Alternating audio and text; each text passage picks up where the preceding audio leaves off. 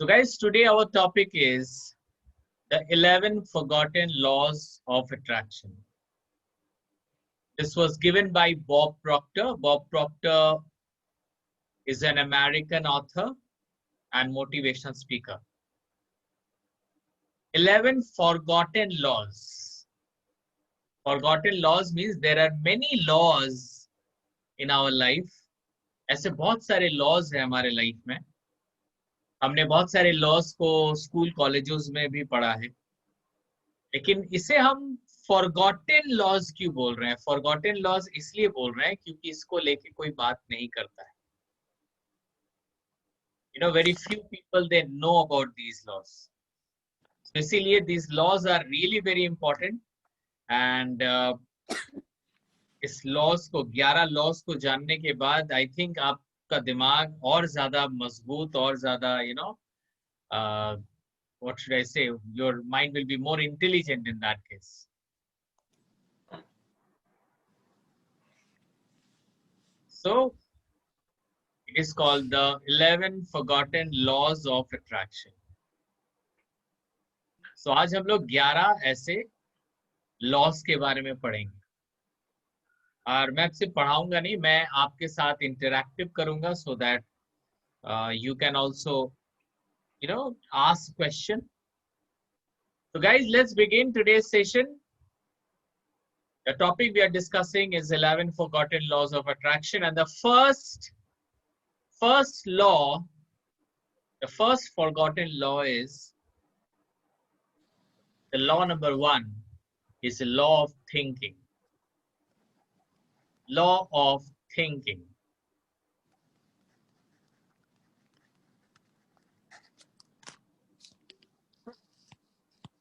The law of thinking.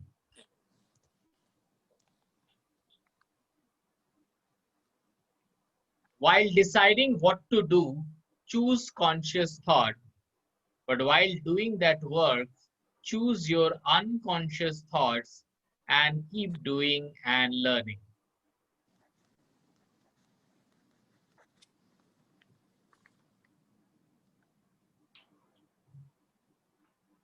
Guys, law of thinking का जो सबसे plain मतलब यही है कि जो हम सोचते हैं वही हमारे साथ होता है. Whatever we think, it happens in our life. अगर आपके लाइफ में अगर आपको ऐसा कुछ लग रहा है कि हाँ ऐसा हो सकता है, आपको इसको लेकर डर लग रहा है, तो चांसेस बहुत ज्यादा है कि वो आपके लाइफ में होगा. चाहे वो कुछ भी हो जाए, आपके पर्सनल लाइफ से हो, आपकी प्रोफेशनल लाइफ से हो, आपके हेल्थ से हो. Whatever you think, उसका प्रोबेबिलिटी ज्यादा हो जाता है. इसका मैं एक एग्जांपल देता हूँ, अच्छे से सुनिएगा. जो लोग ओलंपिक में दौड़ते हैं ना, आप लोग जानते होंगे बहुत लोग ओलंपिक में दौड़ते हैं. तो जब इंसान दौड़ता है तो एक बार क्या हुआ, एक बार एक इंसान दौड़ रहा था तो उसके दिमाग में एक मीटर लगाया गया ताकि वो जितना जोर से दौड़ेगा, मीटर में पता चलेगा कि वो कितने जोर से दौड़ रहा है, और मीटर में ना रीडिंग आएगा कि ये इतना जोर से दौड़ रहा है. मीटर में रीडिंग आता है कि उसके सांस कितना हार्ट कितने जल्दी पंपिंग हो रहा है, उसकी उसका हार्ट रेट क्या है, वो कितना जोर से दौड़ रहा है. तो वो मीटर में पूरा रीडिंग आता है जब कोई इंसान दौड़ता है. तो एक इंसान को दौड़ाया गया और उसका मीटर में उसका पूरा रीडिंग लिया गया कि वो कितना तेज से दौड़ा, उसकी हार्ट बीट कितनी ज्यादा थी या कितना कम था. फिर वही इंसान को एक चेयर में बैठाया गया और बोला गया कि आप अपनी आंखें बंद करो और सोचो कि आप दौड़ रहे हो. और उस वक्त भी उसके दिमाग में वो मीटर बैठाया गया था. तो जब वो आंख बंद करके दौड़ रहा था तो साइंटिस्ट ने देखा कि अभी जो मीटर में रीडिंग आ रहा है वो अब देखो, वो तो अभी सही में तो दौड़ नहीं रहा है, अभी वो सोच रहा है कि मैं दौड़ रहा हूं. तो साइंटिस्ट जो है वो देख के घबरा गया कि जो रीडिंग एग्जैक्टली हो रहा था दौड़ने के समय, अभी जो वो सोच रहा है, दौड़ रहा है, उसमें भी सेम रीडिंग आ रहा है। इसका मतलब है कि दिमाग क्या सही है क्या गलत है वो सोच नहीं सकता। आप दिमाग को जैसा सोचा, मतलब सोचने पे मजबूर करोगे, दिमाग वैसा ही सोचेगा।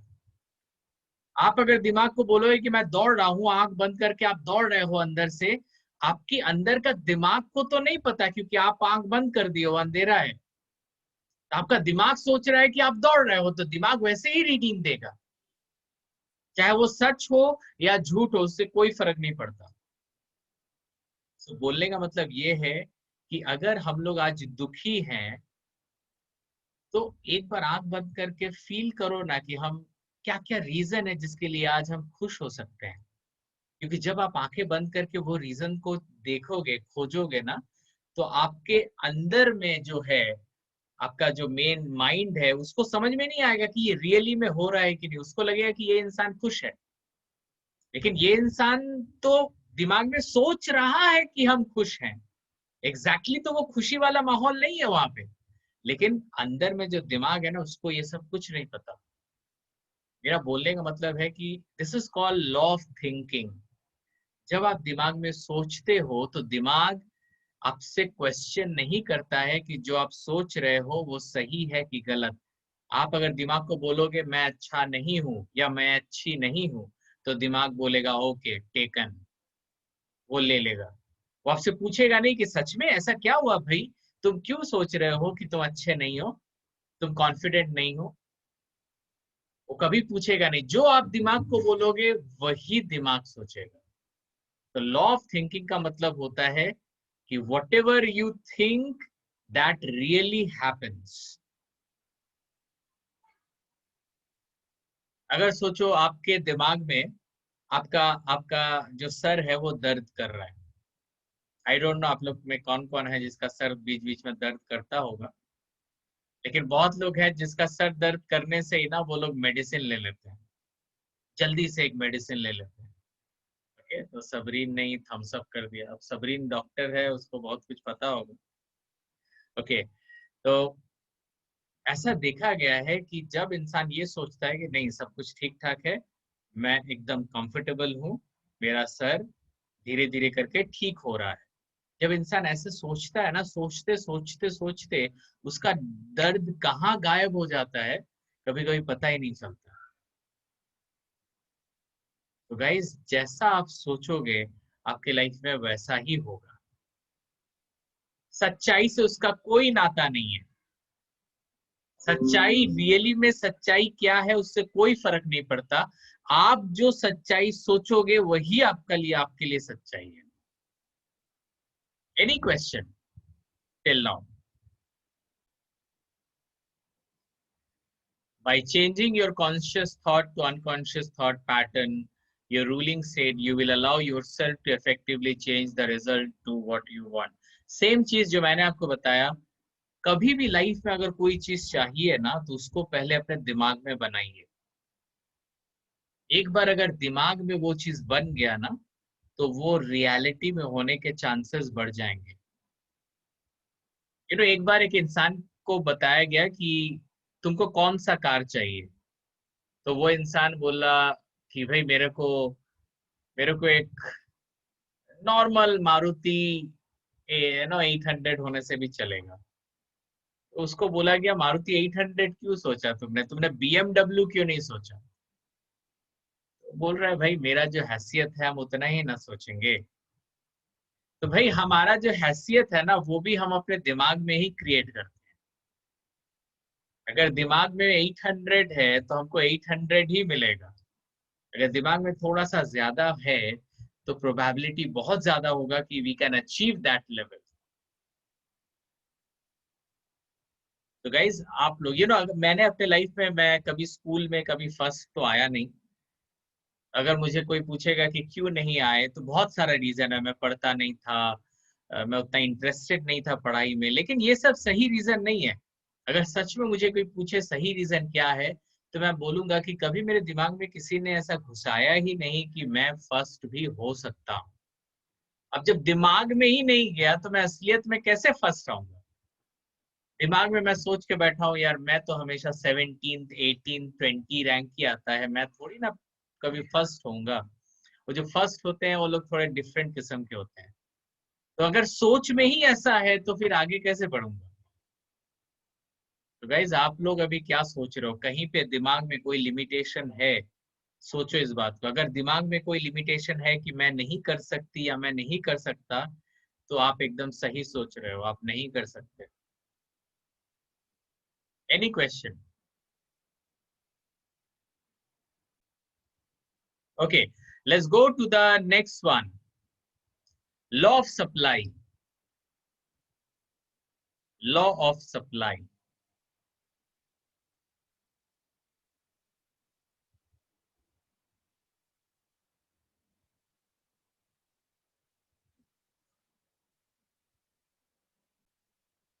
So guys, what is law of supply?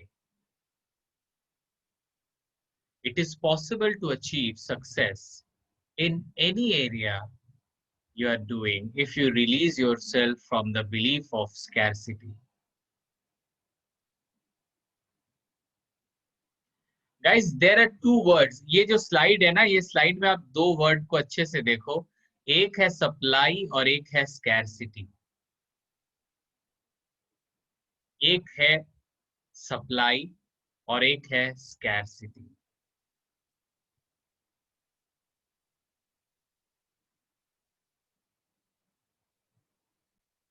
So scarcity and supply दोनों अलग अलग चीज है। आप लोग में किसी किसी को अगर लगता है कि आपकी लाइफ में कोई चीज है जो कम है, कमी है, जिसका कमी है, बहुत लोग बोलते हैं जॉब का कमी है। आपको लगता है जॉब का कमी है? आप लोग में किसी को लगता है कि खुशी की कमी है? बहुत लोग बोलते हैं मेरी लाइफ में खुशी का बहुत कमी है। सो कमी का जो इंग्लिश होता है ना, वो होता है स्कैरसिटी। स्कैरसिटी का मतलब होता है कमी होना। और एक होता है सप्लाई, बहुत सप्लाई, बहुत खुशी है, बहुत सप्लाई हो रहा है। यू नो आप स्कैरसिटी में बिलीव करते हो कि सप्लाई में बिलीव करते हो? आप क्या सोचते हो? नहीं, मेरी लाइफ में बहुत खुशी है, एकदम मुझे जब चाहे मुझे खुशी मिलती है।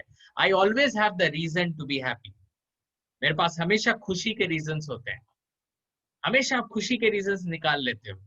और कुछ लोग हैं जो हमेशा सोचते हैं कि मेरे पास खुशी का एक भी रीजन नहीं है। अगर आप लोगों से मैं पूछूं कि आप लकी हो कि अनलकी हो, तो आपका आंसर क्या होगा? मैं पूछूंगा नहीं, मैं जस्ट ऐसे ही देख रहा हूँ आप लोग को। आपको क्या लगता है, you are a lucky person और you are an unlucky person? क्योंकि जो लकी होगा वो हमेशा सप्लाई के तरफ देखेगा कि नहीं बहुत सप्लाई है, बहुत सप्लाई है। बहुत लोग बोलते हैं नौकरी है ही नहीं, नौकरी मिलता ही नहीं, नौकरी मेरे लिए है ही नहीं। सो जो लोग नहीं है नहीं है नहीं है करता है, उसको देखेगा कैसे? चलो मैं एक जन से क्वेश्चन करता हूँ, चलो सुष्मिता से क्वेश्चन पूछता हूँ। ये सुष्मिता जी, आप बताओ मेरे से, आप मुझे देख पा रहे हो ना? Yes sir. तो आप मुझे किस लिए देख रहे हो? मैं हूं बोल के देख रहे हो कि आप देखना चाहते हो बोल के मुझे देख रहे हो? सर मैं देखना चाहती हूँ। अच्छा, तो मैं हूं नहीं, बेसिकली आप देखना चाहते हो बोल के आप देख रहे हो। नहीं चलो सर और, आप। हाँ तो नहीं, ये समझने की बात है। यस अभिषेक, क्या लगता है, आप मुझे देख रहे हो इसलिए मैं हूँ, कि आप मुझे देखना चाहते हो बोल के आप मैं हूँ? सर मैं आपको देखना चाह रहा हूँ इसीलिए आप।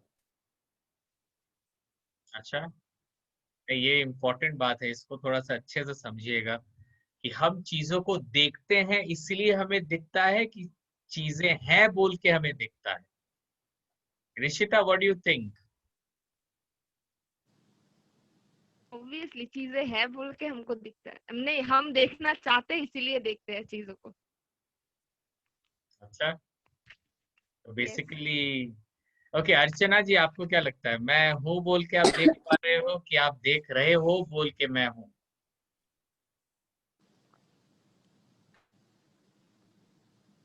आपकी आवाज ही नहीं आ रही है। मैं देखना चाहती हूँ इसीलिए आप दिखाई दे रहे हैं, क्योंकि हम जो चीज देखना चाहेंगे हमें उतना ही दिखाई देगा। तो इसका मतलब है कि चीजें अगर सामने भी हो तो हमें नहीं भी दिख सकती है। इस बात पे क्या आप अमल करते हो? यस सर, अगर हम नहीं देखना चाहें तो हमें नहीं दिखाई देगी।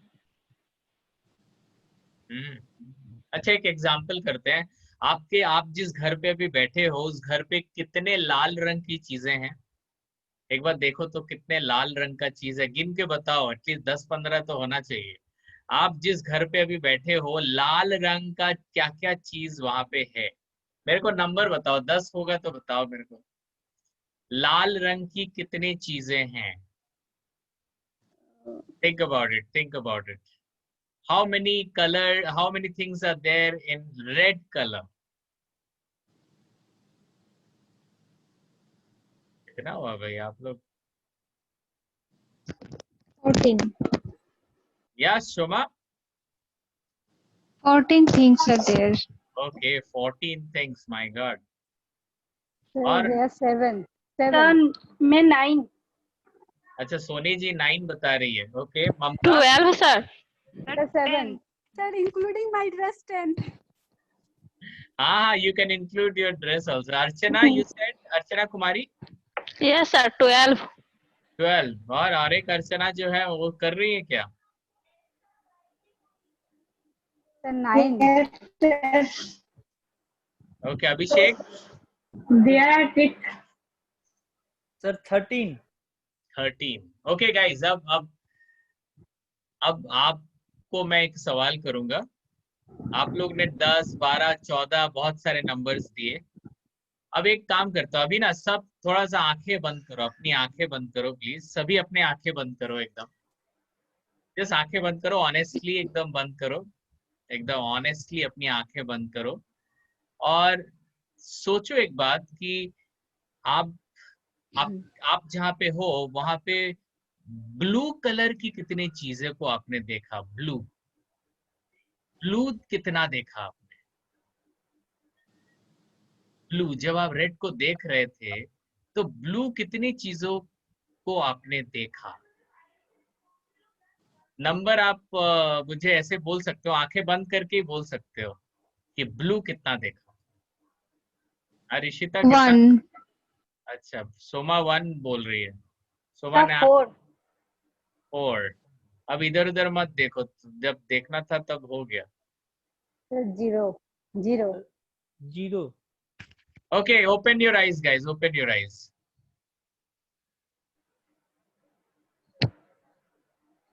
अच्छा, ऐसे एग्जैक्टली कितना ब्लू होगा आपके सामने? देखे तो एक बार, ब्लू है भी कि नहीं?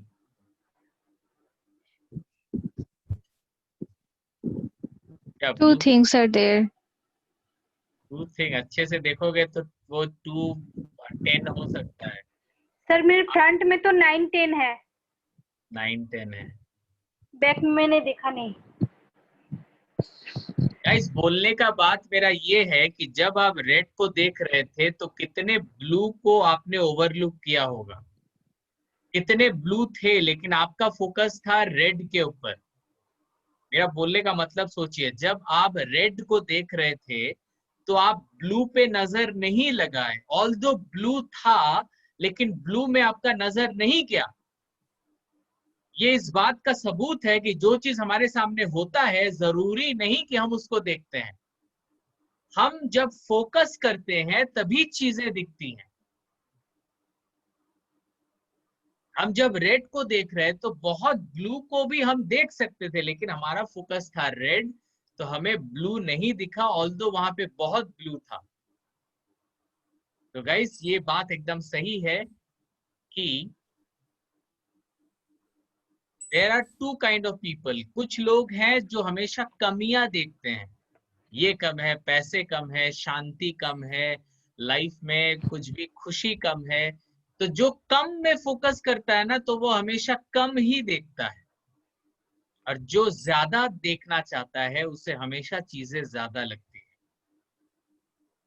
तो गाइस, लॉ ऑफ सप्लाई बोलता है कि जब तक आप ज्यादा देखने की कोशिश नहीं करोगे आपको ज्यादा नहीं दिखेगी।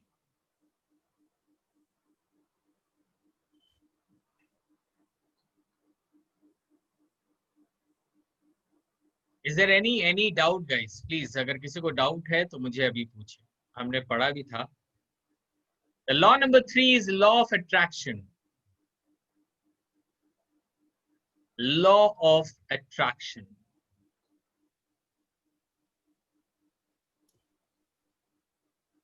सो आप लोगों में लॉ ऑफ अट्रैक्शन के बारे में मुझे कौन बताएगा? Yeah, Rishita is raising hands. Yeah, Rishita, tell me. Sir, law of attraction is related to the first law, that is law of thinking. How we think is basically depends upon how we thought. Our thought process manifests our life. So हम जैसा सोचेंगे हम उसी चीज को attract करेंगे। मैंने एक कोट पढ़ी थी कहीं पे after doing the law of attraction class, that the better person will become the better person will attract in our life. तो हम जैसा बनेंगे, हम जैसा सोचेंगे, हम वैसा ही अट्रैक्ट करेंगे हम हमारे लाइफ में। अगर हम सोचते हैं कि हाँ स्केर्सिटी है हमारे लाइफ में, तो स्केर्सिटी आएगा, द यूनिवर्स बोलेंगे हाँ तथास्तु वैसा वाला कुछ देगा। अगर हम सोचेंगे कि बहुत है, अबंडेंट है हमारे लाइफ में, तो हम उसी चीज को अट्रैक्ट करेंगे and it works sir. Okay. Is there anyone who would like to add something? Law of attraction क्या है? Have you heard about it? Law of attraction. Yeah, Sabreen, have you heard about law of attraction? No sir. Okay. Okay, चलिए law of attraction को थोड़ा सा अच्छे से जानते हैं। Law of attraction works when you not just think about what you want to have, but actually expecting the good to happen and expecting good to continue happen. Whatever the mind can conceive and believe, the mind can achieve. Law of attraction ये बोलता है कि आप life में जो चाहते हो आप उसी चीज को हासिल करोगे। कैसे करोगे? How to achieve it? So law of attraction के हिसाब से अगर आप कोई चीज हासिल करना चाहते हो तो 3 चीजें हैं जो बहुत इंपॉर्टेंट है। पहला चीज है आस्क। आस्क, पहले तो अपने से बोलो भाई चाहिए क्या मेरे को? What I want. Ask yourself what I want. I want a job, what job I want. Exactly अपने से पूछो कि कौन सा जॉब चाहिए, कितना सैलरी चाहिए, कितना नंबर बताओ, कितना सैलरी चाहिए। ऐसा मत बोलो कि मेरे को बहुत ज्यादा सैलरी चाहिए, बताओ कि एग्जैक्टली कितना चाहिए। 2 lakh, 3 lakh per month, 5 lakh per month. You have to ask. Life में अगर कुछ हासिल करना चाहते हो तो सबसे पहले तो अपने को पूछो कि भाई मैं एग्जैक्टली क्या चाहता हूं, exactly what is my ask. एक बार अगर आस्क क्लियर है कि यस मुझे पता है मुझे लाइफ में क्या चाहिए, तो सेकंड है बिलीफ। बिलीफ, भरोसा रखो कि हाँ वो मुझे मिलेगा। भरोसा रखिए कि हाँ मुझे वो मिलेगा जो मैं चाहता हूं। Ask, believe. Law of attraction के 3 स्टेप्स हैं। पहला है ask. So believe on oneself. Belief on Oneself. own self, definitely. Belief ये कि whatever I am asking, I'll be getting. Whatever I am asking, I'll be getting. So that means it is related with the self-confidence only. Some sort of. Self confidence थोड़ा सा लो है। मैं तो और ज्यादा चाह रहा हूँ कि see what I want, I have a belief that I will get. तो बात है कि ये बिलीफ आएगा कहां से? मेरे को, मैं चाहता हूं कि मेरे को 1 महीने के अंदर मेरे को 5 लाख रुपए कमाना है। तो मेरा आस्क क्लियर है। आस्क इज क्लियर, मेरे को 5 लाख रुपए कमाने हैं और मैं बिलीव भी कर रहा हूं कि हाँ मैं कमा रहा हूं, मैं कमा सकता हूं। सिर्फ बिलीव से 5 लाख रुपए आ जाएंगे क्या? तो बिलीफ आएगा No, कहां sir. से? कहां से Action, आएगा? action. We need to take action. Sir, action. Okay action, और क्या हो सकता है? सर ऑनेस्टी achieve से, हाँ देवाशीष, ऑनेस्टी से, क्योंकि ऑनेस्ट एक्शन होना चाहिए, नहीं तो देखो एक्शन मतलब I believe that that is an honest action only, of course action is an honest action only, guys.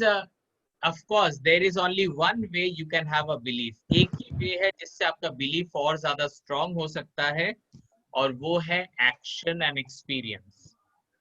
आप जितना उस पे काम करेंगे आपका चांसेस बढ़ेगा। काम करेंगे मतलब आप जो भी काम करते हो, मेरे को अगर 5 लाख रुपए चाहिए तो मेरे को काम और ज्यादा करना पड़ेगा, कैसे मेरे को 5 लाख रुपए आ सकते हैं, I will have to work on it. Action is important, आप एक्शन नहीं करोगे तो बिलीफ नहीं आएगा। You have to put your action. किसी को कोई एग्जामिनेशन पास करना है, सपोज किसी को गवर्नमेंट एग्जाम को सिक्योर करना है, तो पहला तो है कि हाँ मेरे को ये सिक्योर करना है, मेरे को गवर्नमेंट एग्जाम में सिलेक्शन होना है, ये है आस्क। बिलीफ, बिलीफ है मतलब अपने पे भरोसा है कि मैं करूंगी या मैं करूंगा, लेकिन वो बिलीफ बोलने से नहीं आएगा। आप जब दिन रात एक कर दोगे ना उस एग्जामिनेशन को लेके, दिन रात आप उसको लेके पढ़ाई करोगे, दिन रात आप उसके बारे में सोचोगे, उसके बारे में बोलोगे, सोचोगे, तभी आपका बिलीफ और ज्यादा स्ट्रांग होगा। कोई भी चीज, अगर मुझे क्रिकेट में सेंचुरी मारना है तो सबसे पहले तो मेरे को आस्क करना पड़ेगा कि yes I am going to make century, और I am going to make, I'll go and take 5 wickets or 10 wickets or 8 wickets, whatever. लेकिन सिर्फ सोच से नहीं होगा, मेरे को बिलीव करना पड़ेगा कि हाँ मुझे भरोसा है अपने आप पे कि आई विल अचीव दैट। लेकिन वो भरोसा आएगा कैसे? जितना मैं प्रैक्टिस करूंगा, जितना मैं प्रैक्टिस करूंगा, जितना मैं खेलूंगा, जितना मैं एक्शन करूंगा, मेरा भरोसा और बढ़ेगा। बहुत लोग हैं, मैं किसी के थॉट्स को प्रोवोकेट नहीं करना चाहता, लेकिन बहुत लोग हैं जो मुझे पता नहीं वो वर्क करता है कि नहीं। बहुत लोग हैं जो हाथ में बहुत अंगूठी पहनते हैं, और उनको लगता है कि अंगूठी अगर मैं पहनूंगा तो मैं जो चाहता हूँ वो मुझे मिलेगा। ठीक है, तो मुझे इसके बारे में कुछ नहीं पता, क्योंकि ये टोटली अलग एक चीज है। ठीक है, सो मैं बता रहा हूँ, जो लोग लॉ ऑफ अट्रैक्शन पे बिलीव करते हैं वो एस्ट्रोलॉजी पे बिलीव नहीं करते हैं, अब जो लोग एस्ट्रोलॉजी पे बिलीव करते हैं वो लॉ ऑफ अट्रैक्शन में बिलीव नहीं करते। सो ये समझ लेना, क्योंकि बिना एक्शन के रिजल्ट नहीं हो सकता। इज नो वे। एक बार फिर से बताओ ये लास्ट जो comparison. Guys, law of attraction के लिए आस्क एंड देन बिलीफ, और बिलीफ मतलब वो एक्शन वाला belief. If I am putting action, मेरा बिलीफ और बढ़ेगा। और ask, believe, and the third is receive. Ask, believe and receive. Receive का मतलब है कि कोई चीज अगर अभी तक मिला नहीं है, लेकिन अगर मैं कोई चीज सोच रहा हूं कि मेरे को वो चाहिए, तो मैं क्या करूंगा, मैं पहले से ही सोचूंगा कि सपोज वो चीज मेरे को मिल गया है। अच्छे सुनो मैं क्या बोल रहा हूँ। आस्क मतलब मेरे को क्या चाहिए, क्लियर है। बिलीफ मतलब मेरे को भरोसा है कि मेरे को वो चीज जरूर मिलेगा, और उसके लिए मैं एक्शन कर रहा हूँ। And the last is receive. Receive मतलब अभी तक वो मुझे मिला नहीं, लेकिन मैं सोच रहा हूं कि एज इफ मेरे को वो मिल चुका है। तब मैं कैसे चलूंगा, कैसे बैठूंगा, कैसे उठूंगा, कैसे बात करूंगा, मेरे को ऐसे फील करना है कि सच में दिस विल हैपन। एक एग्जांपल बोलूंगा, ये एकदम रियल लाइफ एक्सपीरियंस है। एक बार मेरा क्लास होने वाला था, और मैं लॉ ऑफ अट्रैक्शन पे बहुत ज्यादा बिलीव करता हूँ, बहुत ज्यादा मतलब 100% बिलीव करता हूँ। तो एक बार मेरे को एक फोन आया, बोला कि सर हम लोग चार जन आपके क्लास में आएंगे, एडमिशन लेंगे और उसी दिन से क्लास स्टार्ट कर देंगे। Of course see, I am a businessman, I am a teacher, of course मेरे लिए वो एडमिशंस है, वो उससे मेरा घर चलता है, तो वो मेरे लिए इम्पोर्टेंट है। और एक साथ 4 ज्वाइन करेंगे तो ऑफ कोर्स वो मेरे लिए बहुत इंपॉर्टेंट है। तो मैंने क्या किया, अब मैं उसको पहचानता नहीं था। अब जो टाइम में वो लोग आएंगे बोले थे, मैंने अपने घर पे पहले से ही चेयर्स लगा दिया। 4 चेयर एकदम आराम से, 4 चेयर, मैं भी तैयार हो गया। सो मेरे को ऐसा मैं फील कर रहा था कि एज इफ वो लोग डेफिनेटली आएंगे। ये होता है रिसीव। अभी तक वो लोग आए नहीं, एडमिशन हुआ नहीं है, लेकिन I am acting as if कि वो लोग आ रहे हैं। अब जब भी ऐसा मोमेंट होता है ना कुछ पंगा जरूर होता है। उस दिन बहुत भयानक बारिश स्टार्ट हो गया, ठीक है। इतना जोर का बारिश शायद उस साल में कभी हुआ ही नहीं है। उसी दिन होना था जब आने वाले हैं मेरे सब स्टूडेंट्स। इतना जोर का बारिश, लेकिन मेरा जो बिलीफ है ना वो एकदम टस से मस नहीं होगा। मैं एकदम तैयार होके बैठा हुआ हूँ, 4 चेयर हुए पड़े हुए हैं और बाहर बहुत जोर का बारिश है। मेरा बिलीफ एकदम स्ट्रांग है और मैं सोच रहा था कि नहीं, वो लोग डेफिनेटली आएंगे। फिर क्या हुआ, आए कि नहीं आए? उस दिन वो लोग आए नहीं, लेकिन उनका फोन आया। उनका फोन आया, जिस सर ये बारिश में हम लोग आ नहीं पाएंगे, तो सर हम लोग नेक्स्ट आपको मैं फोन करूंगा और कब आऊंगा मैं आपको बताऊंगा। अब बोलो क्या नहीं किया था मैंने सोचा था कि वो लोग आएंगे, मैंने बिलीव भी किया था वो लोग आएंगे। मैंने चेयर वेयर लगा के एकदम खुद रेडी होके बैठ गया। मैंने ऐसा सोचा कि वो लोग डेफिनेटली आएंगे। तो इसका मतलब क्या है कि लॉ ऑफ अट्रैक्शन काम नहीं करता है गाइस। वो लोग 2 दिन बाद आए और वो लोग 4 जन नहीं, वो लोग 8 जन आए। There were 8 admissions happen in that particular week, may not be that particular day. उस दिन नहीं आए, लेकिन वो लोग एक साथ, there were 8 people who came and joined. Guys, law of attraction काम करता है। कभी इधर उधर हो सकता है, लेकिन वो काम करता है। मुझे लगेगा कि फ्राइडे करेगा, हो सकता है फ्राइडे नहीं करेगा, हो सकता है संडे करेगा, लेकिन लॉ ऑफ अट्रैक्शन काम करता है। आज नहीं करेगा तो कल करेगा, बट लॉ ऑफ अट्रैक्शन काम करता है और वो उसी के लिए काम Hello, करता sir. है। Yes I yes have one question here. या हाँ, जब वो लोग नहीं आए तब उस सिचुएशन में हमको अपने आप को मतलब आपके सिचुएशन में वो आप कुछ एक्सपेक्ट कर रहे थे, वो नहीं हुआ। ऑल्दो आपका लॉ ऑफ अट्रैक्शन बहुत स्ट्रांग था और आपने बिलीव किया था, सब कुछ सही था, नहीं हुआ। लेकिन उसके बाद हमारा जो रियल लाइफ में होता है, कभी वैसा होता नहीं है। Instead of believing too much, then अपने आप को कैसे कंट्रोल, उस सिचुएशन में हैंडल कैसे करना है हमको खुद को। क्योंकि वो नॉर्मल होता है ना कि हम दुखी हो जाता है उसके बाद कुछ अगर होता नहीं है हमारे अकॉर्डिंग, तो हैंडल कैसे करना है अपने आप को। तो उस सिचुएशन को मैंने कैसे हैंडल किया, या आपके लाइफ में भी ऐसा अगर हो तो आप कैसे हैंडल करोगे। आपने शायद स्लाइड को अच्छे से पढ़ा नहीं, स्लाइड को फिर से अच्छे से पढ़ो, आपको आपका आंसर मिलेगा। अच्छे से पढ़ो ये पहला 3 line. Law of attraction works when you not just think about what you want to have, but actually expecting the good to happen and expecting the good to continue happen. अब जब तक सोचोगे कि बॉस अच्छा होगा, मैंने अगर सोचा है तो ये जरूर क्लिक करेगा, when you think that good will continue happen, जरूर होगा। अभी नहीं हो रहा है तो कल होगा, कल नहीं होगा तो परसों होगा, बस इसको होना होगा ही। when you continue फील कि इसको होना ही है, तो वो डेफिनेटली होगा। when you expect the good to happen and expecting the good to continue happen, अगर भरोसा आपने कर लिया है तो आपको उस पे बिलीव करना पड़ेगा कि बॉस ये जरूर होगा। अगर नहीं भी हुआ तो भी सोचना पड़ेगा कि होना तो तय है बॉस। हो सकता है कि अभी नहीं हो रहा है, कल होगा, लेकिन होना तो होगा। इस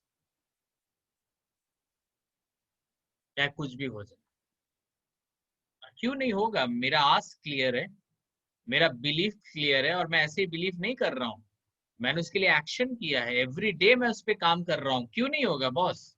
डेफिनेटली होगा। और रिसीव, रिसीव मतलब ऐसे रिएक्ट करो कि हो गया, एकदम हो रहा है, आई कैन फील दैट वो हो रहा है। जरूर आज बारिश है बोल के आ नहीं पाए, वो लोग आएंगे, कल आएंगे। You have to always give you reason, आपको खुद को रीजन देना पड़ेगा कि जरूर होगा बॉस, होगा नहीं तो जाएगा कहाँ।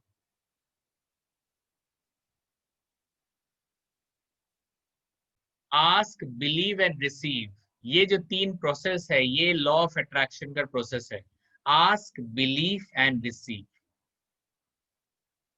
Okay guys, law number 4 is law of receiving. Law of receiving. Law of receiving. What is that law of receiving? We should willingly give, graciously receive. वही इंसान को ज्यादा मिलता है जो लोग ज्यादा देते हैं। इस बारे में हमेशा दिमाग में क्लैरिटी लाइएगा। जो इंसान हमेशा बोलता है ना कि मेरे पास कुछ नहीं है, मेरे पास कुछ नहीं है, मेरे को दो, मेरे को दो, मांगता जो ज्यादा है ना उसको मिलता कम है, जो देता ज्यादा है उसको मिलता ज्यादा है। आप खुद के बारे में सोचो, आप लोग देने की बात ज्यादा करते हो कि लेने की बात ज्यादा करते हो? Ask yourself. जो लोग देता है, we should willingly give and graciously receive. एकदम दिल से दीजिए और एकदम ग्रेशियसली रिसीव, इतना रिसीव कीजिएगा ना कि आपको लगेगा कि माय गॉड कितना मेरे को मिला। When we give our best, concentrating on the joy of giving, we find that our purpose and our purpose of money have blended and we come together in a righteous and eternal good. जब हम concentrate करते हैं कि मैं अपना best दूंगा और हमें देने में, लोगों को देने में मजा आएगा, तब देखना आपके पास चीजें और ज्यादा आएंगी। जो लोग देता ज्यादा है वो लोग के पास आता ज्यादा है। तो गाइज ये बहुत इजी लॉ है। If you really want to get something, you start giving first. अगर आपको चाहिए कि आपको और ज्यादा खुशी चाहिए लाइफ में, तो खुशी देना स्टार्ट कीजिए। It's not about only money. आपको चाहिए कि आप ज्यादा खुश होना चाहते हैं, तो जितना ज्यादा खुशी दोगे उतना ज्यादा खुशी मिलेगी। Okay, let's go to the law number 5, law of increase. Law of increase.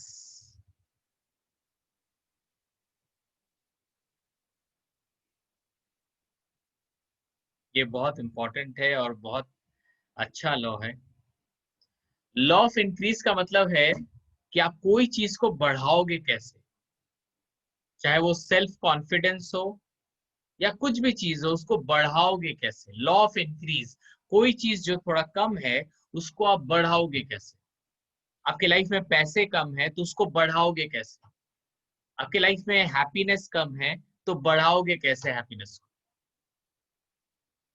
आपका कॉन्फिडेंस कम है तो कॉन्फिडेंस को कैसे बढ़ाओगे। या Rishita, what do you think, how to increase, what to do so that it will increase?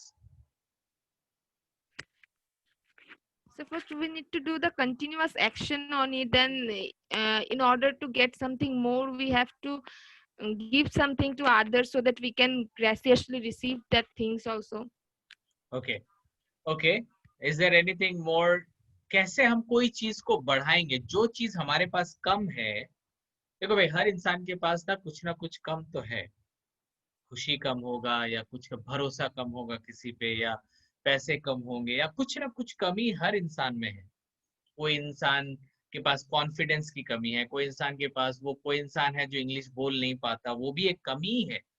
तो हम इस कमी को बढ़ाएंगे कैसे, मतलब इसको ज्यादा कैसे करेंगे।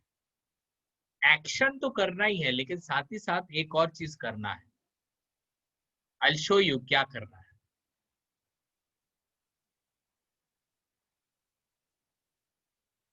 वेरी इंपॉर्टेंट लाइन गाइस, ये चीज को अगर आप लोग समझ लिए ना तो life will be awesome. Whatever you praise, that grows. Whatever you praise, that grows. Whatever you praise, that grows.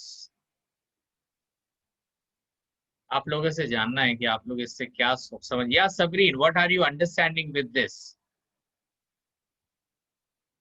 I can't understand. You have to think. You have to think. You are not thinking, using your mind. Yes, So sir. what is the Yeah. What is the meaning of praise? praise means praise करना, अच्छा, किसी अच्छा बोलना, किसी के बारे में तारीफ करना. Praise means तारीफ करना, किसी के बारे में praise करना. So whatever you praise, that grows. Sir जब मेरा कुछ कम होगा तो तब मैं, हिंदी मुझे अच्छा नहीं, मुझे नहीं आती, স্যার বাংলায় বলবো? হ্যাঁ বলো.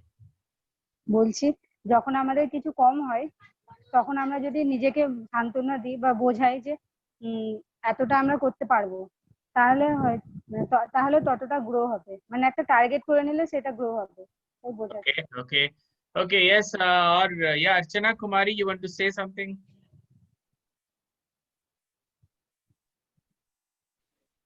Yes sir. हमें जो जिस चीज की कमी है, अगर हम उसकी प्रशंसा करते हैं तो हमें वो चीज बढ़ता है. अगर हम उस पर सोचते हैं तो हमें वो चीज बढ़ता है. Okay, yeah, Soni Singh, what do you think? Yes sir, हम दूसरों को अप्रिशिएट करके, दूसरों को हैप्पीनेस देकर भी अपने आप में हम उसकी चीजों को ले सकते हैं, सीख सकते हैं दूसरों से. Okay. गाइस एक चीज मैं बताऊं, एक बार देखा गया कि एक गुलाब का एक पौधा था. गुलाब का पौधा ना बढ़ नहीं रहा था, गुलाब में कुछ, मतलब वो पौधे में कुछ प्रॉब्लम हो रहा था. तब एक इंसान ने क्या किया, उस गुलाब के पौधे को ना पॉजिटिव बोलना स्टार्ट किया.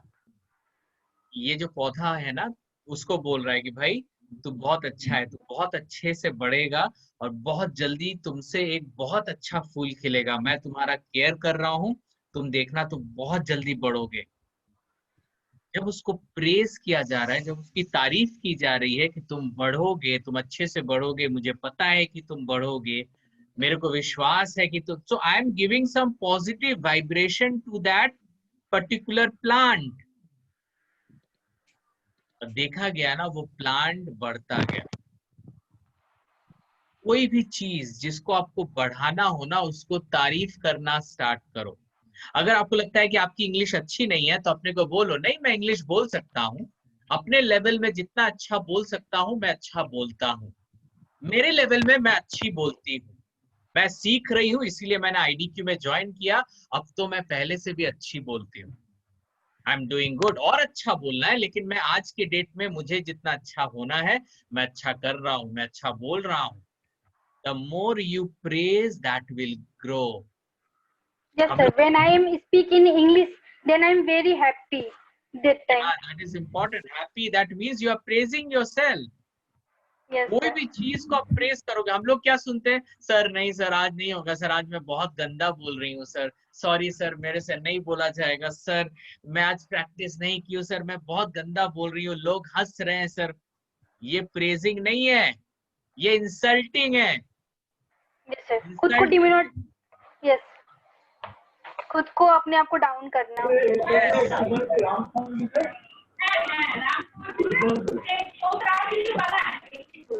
क्या देवाशीष, क्या Debashish? How can we praise ourselves? How can we praise ourselves? Yes, I'm telling you. Yes, I'm telling you how to praise.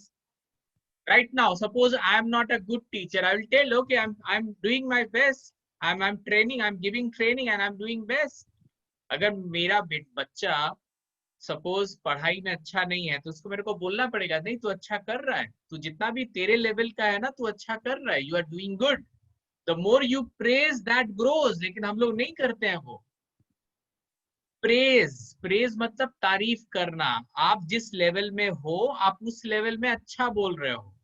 मैं नहीं बोल रहा हूँ कि तुम बहुत अच्छा इंग्लिश बोल रहे हो, मैं झूठ नहीं बोल रहा हूँ। मैं ये बोल रहा हूँ कि मैं जिस लेवल में हूँ उस लेवल में मैं ठीक बोल रहा हूँ। मैंने नहीं बोला कि मैं बहुत अच्छा इंग्लिश बोल रहा हूँ, मैं झूठ नहीं बोल रहा हूँ, मैं अपने आप को प्रेस कर रहा हूँ कि मेरे लेवल में तो बहुत लोग कुछ भी नहीं बोल सकते, लेकिन मैं तो बोल पा रहा हूँ, मैं तो कुछ तो बोल रहा हूँ, मैं तो कुछ तो बोल रही हूँ। I am praising my self. Means I am giving my best. That means I am giving my best. Yes, Utmost endeavor is given from my part.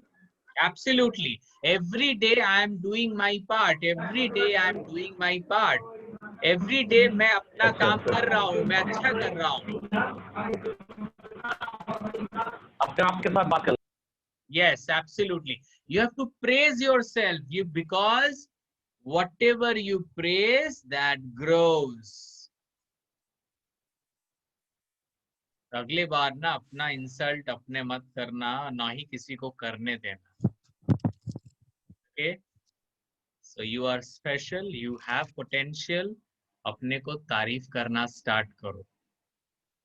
आप ये मत सोचो कि पहले मैं अच्छा बनूंगी उसके बाद लोग तारीफ करेंगे। बेसिकली होता उल्टा है, पहले लोग तारीफ करते हैं फिर हम अच्छा बनते हैं। ओके, अच्छे से पढ़िए इस चीज को। पहले अच्छा बनना चाहिए ताकि लोग तारीफ करें। लेकिन मैं बोल रहा हूँ पहले तारीफ करना स्टार्ट कीजिए, बहुत लोग उसके बाद भी अच्छा बनते हैं। तारीफ करना इंपॉर्टेंट है। Whatever it is, a plant, money or self-esteem, when one praises, one moves into an amplified feeling of gratitude and appreciation, and hence the energy of attraction actually gets bigger. With praise, our thoughts are greatly increased in the mental atmosphere. यहाँ जो लिखा हुआ है ना, इसका snapshot करके अच्छे से पढ़िएगा तो आपको समझ में आएगा। एप्रिसिएशन में बहुत ताकत होता है। जब आप किसी चीज को अप्रिशिएट करोगे तो देखना उस पे कितना चेंजेस होगा।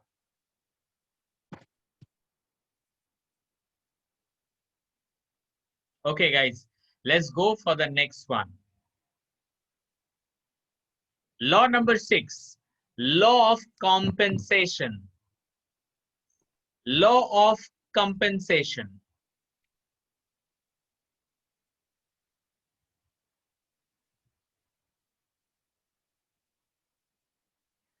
गाइस, लॉ ऑफ कंपेंसेशन का मतलब है, बहुत इंपॉर्टेंट है आप लोगों के लिए, सबके लिए, कि मैं ऐसा क्या करूं कि मेरे लाइफ में ना पैसे की कभी कोई कमी ना हो। आई डोंट नो ये आपके लिए इंपॉर्टेंट है कि नहीं, लेकिन मुझे लगता है कि ये सबके लिए इंपॉर्टेंट है। ऐसा मैं क्या करूं कि मेरे लाइफ में पैसे की कमी कभी ना हो, पैसे की बरसात हमेशा होते रहे।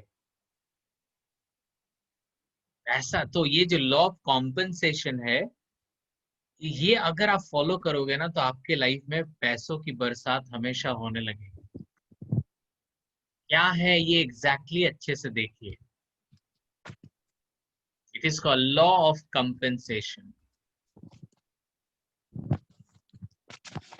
लॉ ऑफ कंपेंसेशन में 3 पार्ट्स है। हाँ, लॉ ऑफ कंपेंसेशन में 3 पार्ट्स है।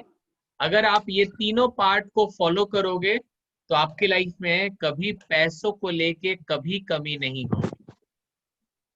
So what exactly law of compensation?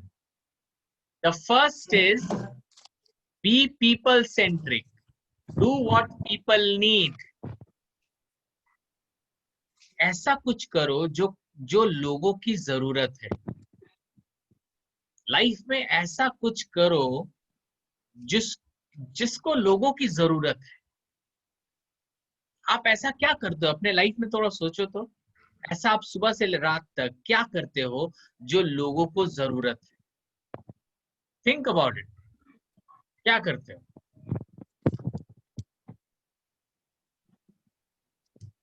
कुछ तो करते हो डेफिनेटली। ऐसा क्या करते हो जो जिसमें लोगों की जरूरत है? जैसे सिंपल एग्जांपल दे रहा हूं, जैसे मैं क्या करता हूं, मैं क्लास कराता हूं। क्या ये लोगों की जरूरत है? यस और no? Yes. Yes. Yes sir. Yes, इसका मतलब है कि मेरा ये पार्ट क्लियर है, मेरा मतलब मैं ठीक है, ये 3 पार्ट में मेरा ये पार्ट क्लियर है। इसका मतलब है कि अब बाकी 2 देखना पड़ेगा वो है कि नहीं, लेकिन मेरा पहला चीज ठीक है। अब आप खुद सोचो, जो आप करते हो क्या वो लोगों की जरूरत है? अभी मैं लेकिन थोड़ा सा मैं अभी मॉनिटरी बात कर रहा हूँ। अगर आप चाहते हो कि आपकी लाइफ में फाइनेंशियल प्रॉब्लम कभी ना हो, तो ये चीज बहुत इंपॉर्टेंट है। हो सकता है कि आप कहीं पे जॉब करते हो, you are doing some job, तो आप ये सोचो कि आप जो जॉब करते हो क्या वो लोगों की जरूरत है? Think about it. What ever you do, वो लोगों को उसकी जरूरत है कि नहीं है? पहला पार्ट है ये। अगर आपका पहला पार्ट यस है तो आगे बढ़ेंगे। अगर पहला पार्ट ही अभी तक क्लियर नहीं है तो फिर आप आगे नहीं बढ़ पाओगे। सबसे पहले देखो कि यस, मैं वो करता हूं जो लोगों को जरूरत है। यहाँ पे अगर किसी को कोई क्वेश्चन है तो आप मुझे कर सकते हो। अगर किसी को भी कोई डाउट फील हो रहा है या कहीं पे भी कोई डाउट है, ऐसा कुछ आप सर करते हो जो आप लोगों की जरूरत है। यस ऋषिता। सर जैसे आप बोले कि मैं क्लास लेती हूँ तो इसका लोगों को जरूरत है, इट्स क्लियर, बट स्टूडेंट के लिए क्या हो सकता है? क्योंकि वो तो अपना लाइफ को सेटल करने के लिए पढ़ाई कर रहा है अभी अभी वो कैसे बोलेगा कि उसका जरूरत है या नहीं? तो क्या वो अपने गोल को रिलेट करेगा इधर पे? क्या एब्सोल्युटली, हमारा गोल है? वो अभी ये सोचेगा कि मैं फ्यूचर में ऐसा क्या करूंगा जो लोगों की जरूरत होगी।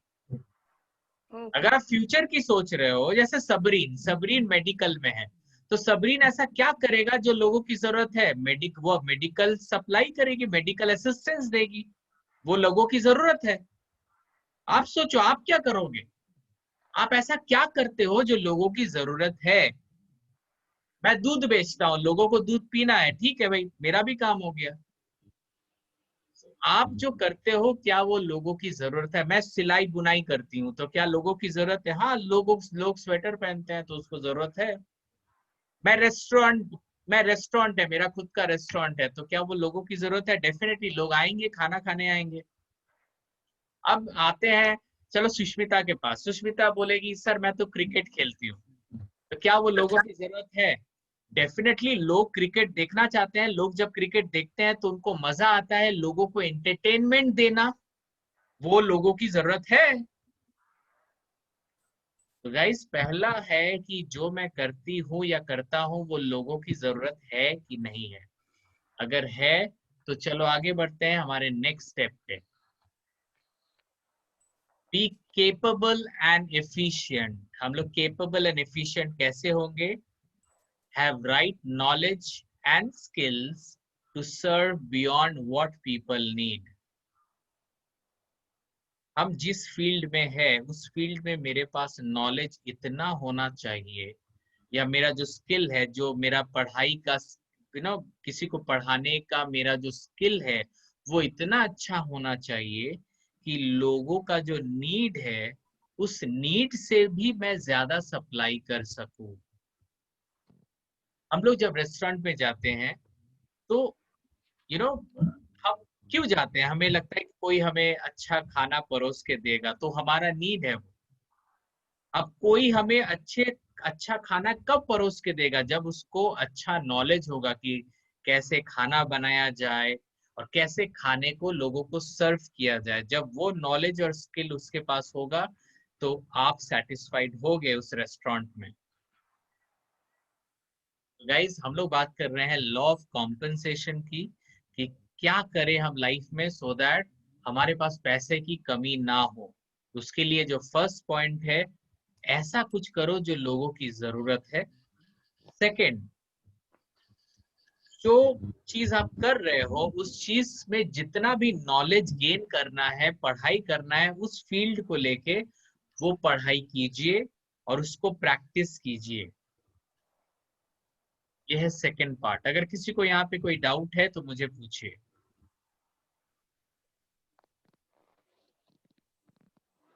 मैं जिस फील्ड में हूँ उस फील्ड का मेरे पास पूरा इंफॉर्मेशन है और उस फील्ड में मेरे को नॉलेज एंड स्किल दोनों है।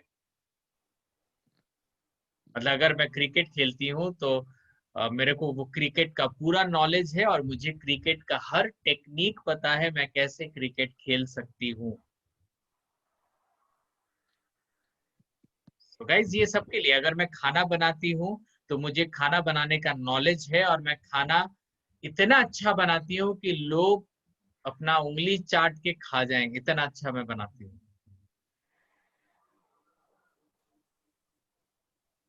तो गाइज ये है दूसरा पॉइंट जो बहुत इंपॉर्टेंट है, बी केपेबल एंड एफिशिएंट। और इसका जो थर्ड पॉइंट है वो है बी इररिप्लेसेबल। बी इररिप्लेसेबल मतलब सपोज अगर मैं अपना बात करूं तो मेरे दिमाग में ना हमेशा ये 3 चीज चलता है। अच्छे से सुनिए क्योंकि ये बहुत इंपॉर्टेंट है। ये मेरे दिमाग में हमेशा ये 3 चीज चलता है। पहला चीज कि मैं वो करूं जो लोगों की जरूरत है, सबसे पहले तो ये बात। दूसरी चीज कि मैं जिस फील्ड में हूँ उस फील्ड का मुझे पूरा नॉलेज आना चाहिए, मैं अपने नॉलेज को हमेशा अपग्रेड करूं। और जो मेरा थर्ड पॉइंट है वो है बी इररिप्लेसेबल, मतलब है कि मैं जब भी कोई काम करूं इतने अच्छे से करूं, इतने अच्छे से करूं, इतने अच्छे से करूं कि कोई मुझे रिप्लेस ना कर पाए, कोई मुझे मेरे जगह से हटा ना सके। देखो मुझे पता नहीं कि कोई हटा पाएगा कि नहीं, लेकिन जब भी मैं कोई चीज करता हूँ, मतलब मेरा काम क्या है, आप लोगों को पढ़ाना। तो जब भी मैं आपको पढ़ाने की पढ़ाने की कोशिश करता हूँ, मैं दिमाग में हमेशा रखता हूँ कि मैं आपको इतने अच्छे से पढ़ाऊं ताकि कोई दूसरा मेरे जगह पे ना आ पाए, है ना। आपको ये ना लगे कि सुभाष सर नहीं होके अगर कोई और होते तो बेटर होता। देखो ये मेरा कोशिश है, मैं कर पाता हूँ कि नहीं वो अलग बात है, लेकिन मेरा कोशिश हमेशा रहता है कि मैं जहाँ पे हूँ वहां पे बैठ जगह लेके रखूं। मेरी आज से 5 साल पहले हमारे घर पे ना एक झाड़ू, एक मतलब एक हाउसमेड आती थी जो क्लीनिंग वगैरह करती थी, स्वीपिंग करती थी, घर पे झाड़ू लगाती थी, घर साफ करती थी। मैं बताऊं वो अपना काम इतना अच्छा से करती थी कि हमें आज भी लगता है कि काश जो उस समय थी वो आज हमारे घर में आज भी होती। उसको बोलना नहीं पड़ता था कि कैसे झाड़ू लगाया जाए, वो अपने काम को ना बहुत अच्छे से करती। लेकिन हम वहां से आ गए तो वो हमारे साथ इस यहाँ आ नहीं पाई। तो आज भी हम उसको इतना मिस करते हैं कि अरे यार, हमेशा बोलते हैं अगर वो होती ना तो बहुत अच्छे से साफ करती। तो कहीं ना कहीं उसने अपने काम को इतने अच्छे से किया कि आज हम क्लास में उसके बारे में डिस्कस कर रहे हैं, इमेजिन। और उसको पता भी नहीं कि क्लास में भी इस बारे में डिस्कस हो सकता है। तो वही बात है, आप जो काम करते हो, जब मतलब खाना बनाते हो या कुछ भी करते हो, आपको लगता है कि वो काम आपसे अच्छा कोई नहीं कर सकता, सोचिए इस बात को। जो भी काम आप करते हो, आप क्रिकेट खेलते हो, आप गाना गाते हो, आप खाना बनाते हो, जब भी वो काम आप करते हो आपको लगता है कि मेरे से अच्छा शायद ही कोई कर पाए। ये रियलिटी नहीं है, लेकिन आप इतने अच्छे से करते हो कि आपको लगता है कि इससे अच्छा नहीं हो सकता। Think about it. तभी अगर जब ऐसा होगा ना तभी आप इररिप्लेसेबल बनोगे, कोई आपको रिप्लेस नहीं कर पाएगा।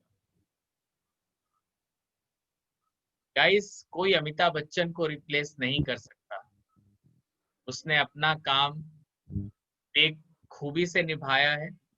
अब इसका मतलब नहीं कि अमिताभ बच्चन से अच्छा कोई बनेगा नहीं, हम वो बात नहीं कर रहे हैं। हम ये बोल रहे हैं कि अमिताभ बच्चन ने अपने समय में जो किया उनको कोई रिप्लेस नहीं कर सकता। लता मंगेशकर से भी अच्छे बहुत सिंगर होंगे, लेकिन लता मंगेशकर जी ने अपने लाइफ में जो भी किया उनको कोई हटा नहीं सकता, क्योंकि उन्होंने जब भी किया अपना बेस्ट दिया।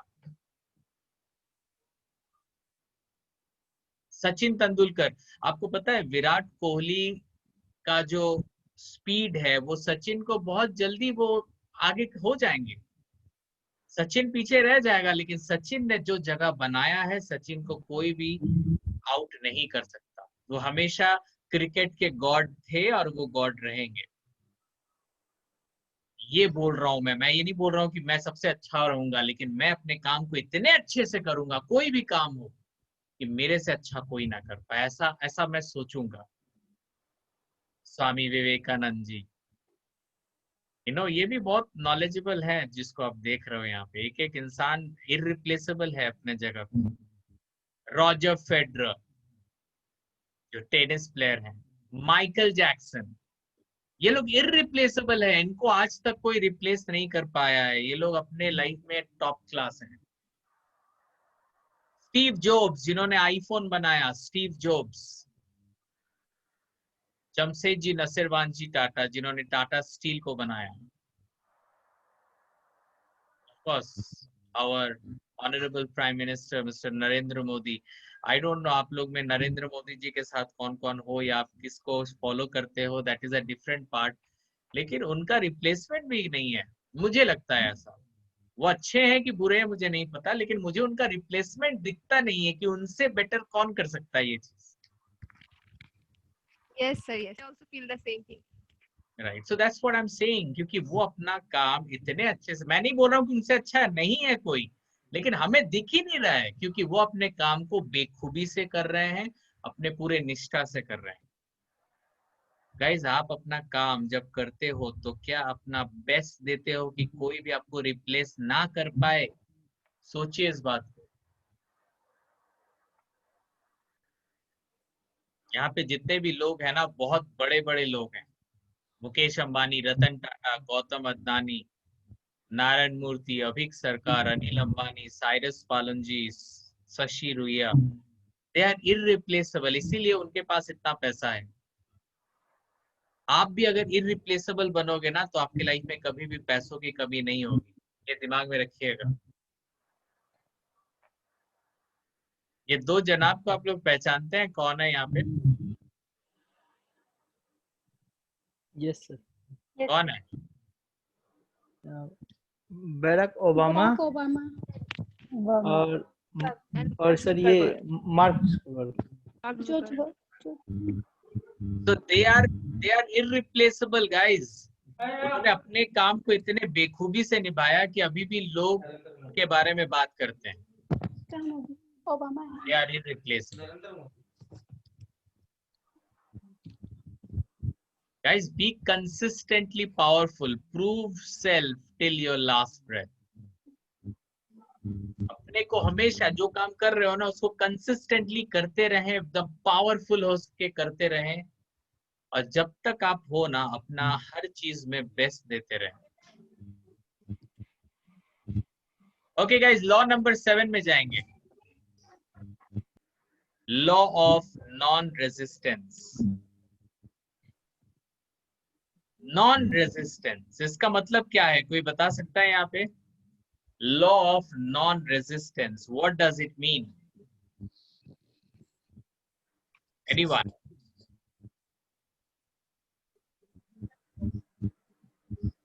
जो टूट नहीं सकता। ओके, और कोई ऐड करना चाहता है? सर कोई जितना भी मुझे रेजिस्ट करना चाहे मैं आगे बढ़ते रहूंगी, ऐसे टाइप का कुछ। Okay, Flexibility. Yes Soma? Flexibility. Flexibility, but थोड़ा सा टू द पॉइंट अगर आंसर हो तो जो बेटर आपको होगा। कभी नकार नहीं सकता सर। ओके, अच्छे से समझिए ये क्या है। The law is about releasing the resistance. Whatever happens, happens for the best. Understand that it is our birthright to enjoy the good and bad both. This law is about releasing the resistance. Releasing the resistance. Exactly ये क्या है मैं बताऊंगा. Notice our subconscious thoughts when it resists the greater good that flow naturally into our lives. We die being alive. Notice our subconscious thought when it resists the greater good that flow naturally into our life. We die being alive.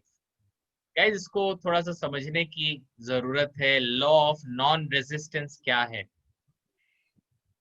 जब भी आपके life में कोई problem होता है तो आप उसे रोकने की कोशिश करते हो कि नहीं करते हो?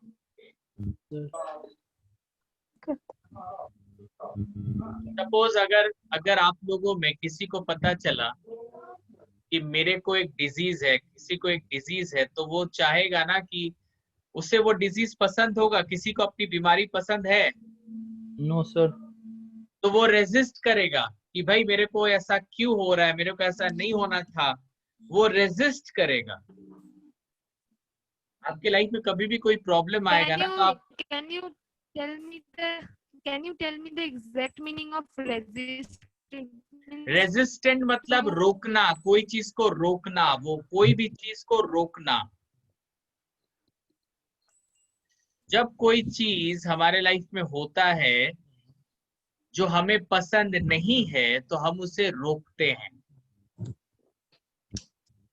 गाइस, आर यू अंडरस्टैंडिंग मैं क्या बोल रहा हूँ? हमें जो चीज पसंद नहीं है हम उसे रोकना चाहते हैं, या तो हम सोचते हैं कि ये हमारे लाइफ से चले जाए। किसी को प्रॉब्लम पसंद नहीं है,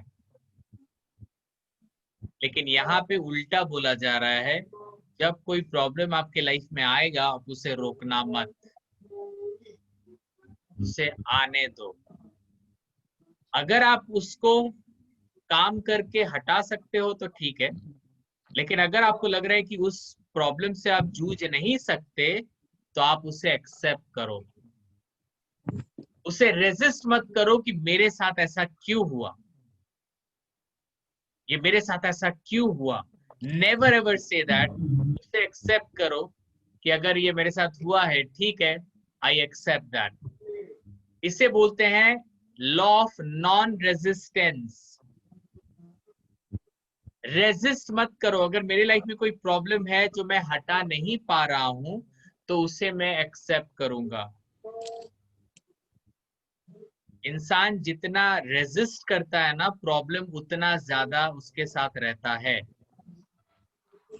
अगर मैं बार बार ये बोलूँ ना कि मेरे साथ ऐसा क्यों हुआ, मेरे को इतना भयानक बीमारी कैसे लगा, मेरे को इतना भयानक बीमारी कैसे लगा, इसका मतलब है कि मैंने अपनी बीमारी को एक्सेप्ट नहीं किया है। आप अपने बीमारी को अगर एक्सेप्ट करोगे ना, ठीक है भाई हो गया, आप कुछ कर नहीं सकते, आई एक्सेप्ट इट। जितना आप उसको लेके नॉर्मल रहोगे, वो बीमारी बहुत जल्दी आपके लाइफ से जाएगी। लेकिन अगर आप उसको लेके बहुत ज्यादा सोचोगे कि ये बीमारी क्यों है मेरे साथ, आप उसको रोकना चाहोगे, तो आप you will fail. What you resist that persist. जो चीज आप रोकने जाओगे वो रहेगा। कोई क्वेश्चन अगर आप लोग को हो, अगर आपको बहुत प्रॉब्लम्स हो रहा है, बहुत रिजेक्शंस आ रहे हैं, आपका प्रॉब्लम जा नहीं रहा है, तो उसे एक्सेप्ट करो, चाहे वो कोई भी प्रॉब्लम है। वो प्रॉब्लम चला जाएगा जब आप उसे एक्सेप्ट करोगे। इसे बोलते हैं law of non resistance. Non resistance मतलब रोकना नहीं है, रेजिस्टेंस नहीं देना है, नॉन रेजिस्टेंस देना है, आने देना है उस प्रॉब्लम को। That is called law of non-resistance. Okay, guys, any question? If let me know, or else we'll go to the next one. Okay, the next one is law of forgiveness. Law of forgiveness.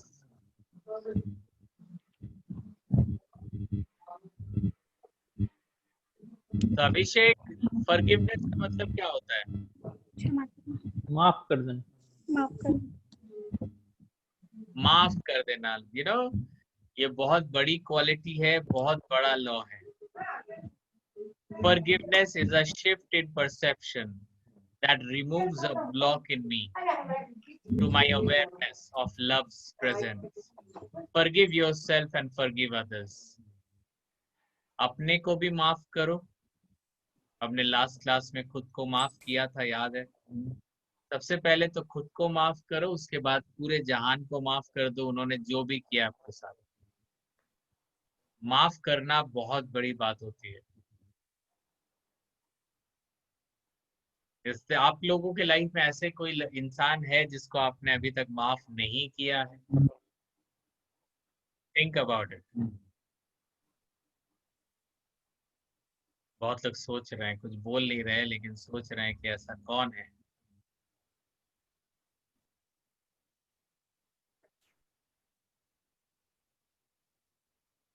Okay guys, law number 9.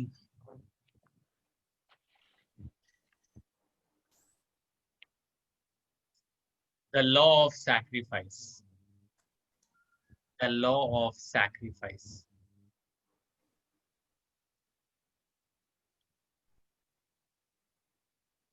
यहाँ पे मैं एक चीज पूछूंगा, sacrifice अच्छा है कि बुरा है? अच्छा है सर। अच्छा है। अच्छा है तो फिर लोग सैक्रिफाइस करने के बाद रोते क्यों है भाई? अगर सैक्रिफाइस करना अच्छी बात है तो लोग रोते क्यों है सैक्रिफाइस करने के बाद?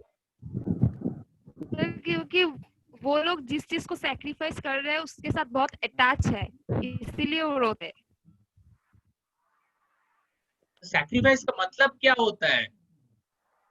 सैक्रिफाइस हम लोग बहुत सारे बोलते हैं ना, मैंने ये सैक्रिफाइस किया, तो सैक्रिफाइस का मतलब क्या होता है ये पहले बोलो। What is the meaning of sacrifice? हाँ सोनी जी। समझौता करना सर, समझौता करना। नहीं बिल्कुल नहीं, वो तो आपको लगता है। सैक्रिफाइस तो बहुत अच्छा चीज है, समझौता हो ही नहीं सकता। सैक्रिफाइस तो महान चीज है। Sir, to leave something by our own will. Sir Leave- क्या Leave something, leave anything, sir. To leave anything by our own will. Sir दिल से Sir, to leave our anger or some bad qualities. Sir हम अपने आप को कहीं मारते हैं समझौते में। खुद के जो एम्स होते हैं, जो सपना होता है, वो हमारी सोच के हिसाब से नहीं होता है, तो हम लोग को sacrifice। देखो, एक होता है सैक्रिफाइस और एक होता है कॉम्प्रोमाइज। दोनों अलग अलग चीज है। कॉम्प्रोमाइज सैक्रिफाइस नहीं है और सैक्रिफाइस कॉम्प्रोमाइज नहीं है। सैक्रिफाइस को समझने की कोशिश करो। सैक्रिफाइस बहुत अच्छा चीज है। सैक्रिफाइस के बाद तो लोगों को हंसना चाहिए, लेकिन रोते क्यों हैं लोग?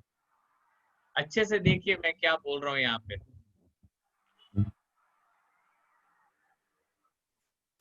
अच्छे से पढ़िए क्या लिखा हुआ है। Sacrifice is giving up something of a lower nature and to receive something of a higher nature. It indicates growth.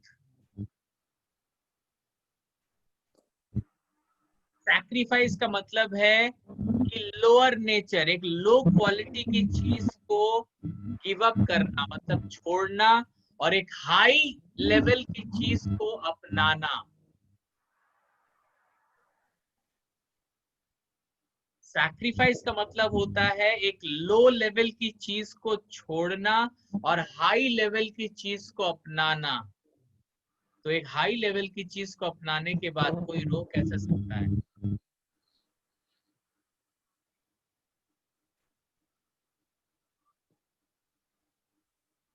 पर हमें पता कैसे होगा सर? वो आपको सोचना पड़ेगा। आप जो कर रहे हो वो हायर नेचर है कि लोअर नेचर है, वो तो आपको पता करना पड़ेगा। मैं बैंक में था, मैं बैंक में नौकरी करता था, तो मेरे को सैक्रिफाइस करना था क्योंकि बैंक में मुझे अच्छा फील नहीं होता था। और जब भी मैं ट्रेनिंग लेता था तो मेरे को बहुत अच्छा फीलिंग होता था। तो एक लो फीलिंग से मेरे को हाई फीलिंग में जाना था, तो मैंने अपनी बैंकिंग की नौकरी को सैक्रिफाइस कर दिया। और सैक्रिफाइस करने के बाद मैं रो क्यों? ये तो अच्छी चीज है। आप थोड़ा दिमाग लगा के सोचो, जो चीज को आप छोड़ रहे हो उसमें ज्यादा वैल्यू है कि जो चीज को आप मतलब जो चीज को आप अपनाने वाले हो उसमें ज्यादा वैल्यू है। जिसमें ज्यादा वैल्यू है उसको अपनाओ और लोअर नेचर की चीज को छोड़ दो, उसे सैक्रिफाइस बोलते हैं। Sir, how sacrifice is different from compromise? अरे भाई, कॉम्प्रोमाइज मतलब है कि मैंने ये छोड़ा और ये पाया, but I am not happy. I am not happy, मैंने सैक्रिफाइस किया और मैं हैप्पी नहीं हूं, तो वो सैक्रिफाइस नहीं है, वो कॉम्प्रोमाइज है। आपने छोड़ा और कोई चीज को किया और आप खुश हो, मतलब वो सैक्रिफाइस है। सैक्रिफाइस आपको हंसाता है, कॉम्प्रोमाइज आपको रुलाता है। Sacrifice is accepting something of a higher nature and giving up something of a lower nature. It indicates growth. So जब growth होता है तो रोने का बात ही नहीं है। Sacrifice मतलब होता है कि मेरे को कुछ छोड़ना पड़ेगा। जब आप एक लो चीज छोड़ते हो जिसका वैल्यू कम है और एक हाई चीज को पकड़ते हो जिसका वैल्यू ज्यादा है, तो आप सैक्रिफाइस करते हो। जब आप कोई बड़ा चीज को छोड़ते हो और एक छोटा चीज पे जाते हो, आपको रोना आता है, वो कॉम्प्रोमाइज है। मतलब वेरी सिंपल है, आप अगर कोई चीज को छोड़ने के बाद रो रहे हो तो वो कॉम्प्रोमाइज है। अगर आप कोई चीज को छोड़ने के बाद हंस रहे हो तो वो सैक्रिफाइस है। और सैक्रिफाइस अच्छा है, सैक्रिफाइस तो करना चाहिए, कॉम्प्रोमाइज नहीं करना चाहिए। अभी आप लोग सोच रहे हो कि मैंने सैक्रिफाइस किया कि कॉम्प्रोमाइज किया। Think about it. कोई क्वेश्चन हो तो आप पूछ सकते हैं यहाँ पे, otherwise will go to the next level जो बहुत इंपॉर्टेंट है। Is there any question guys? Okay, the next one is the law of obedience. The law of obedience. ये चमत्कार चीज है। ये चीज अगर आप सीख गए ना तो आपकी लाइफ में आप बहुत अच्छे डिसीजंस ले पाएंगे। Law of obedience.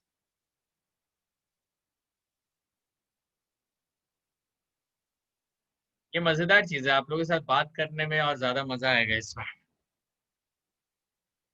एक बात मैं बताता हूं, सोचिए आपके घर पे दो लोग हैं, आपके फादर और आपके पड़ोसी एक अंकल। आपके घर पे दो इंसान हैं, आपके फादर और आपके पड़ोसी वाले अंकल, और दोनों ने आपको एक सजेशन दिया। आपके पापा ने बोला भाई तू ये कर, और आपके पड़ोसी ने आपको बोला कि तू ये कर।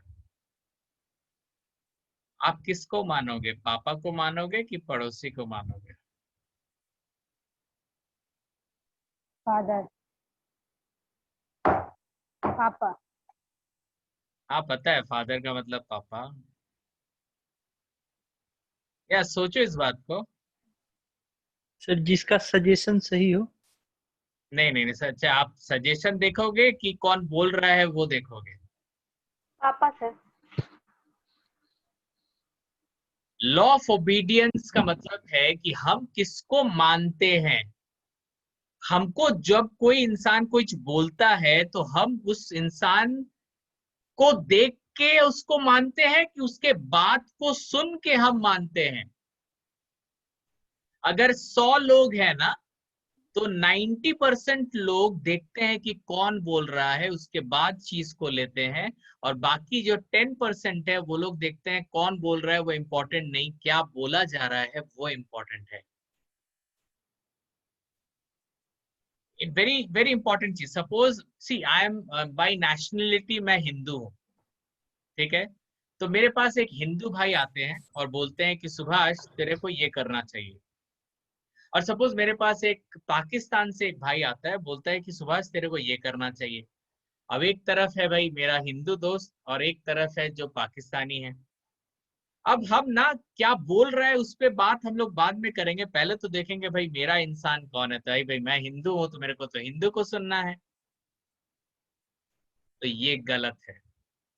हम इंसान को नहीं देखेंगे, रिलेशनशिप को नहीं देखेंगे, हम इंसान के फेस को नहीं देखेंगे, कुछ भी नहीं देखेंगे। हम खाली देखेंगे वो जो बोल रहा है वो कितना सही है। हम इंसान को नहीं मानेंगे, इंसान जो बोल रहा है उसको मानेंगे। लेकिन ये इतना आसान नहीं है। हम लोग आज भी जब मानते हैं ना तो अपने लोगों को मानते हैं।